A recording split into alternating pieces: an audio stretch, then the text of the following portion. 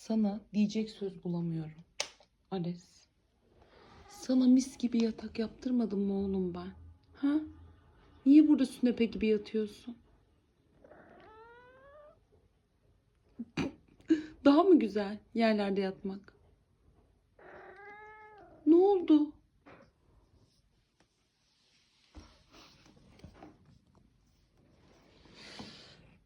Seni yerim.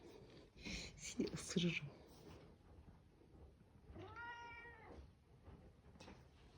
Ben de seni mi diyorsun yani?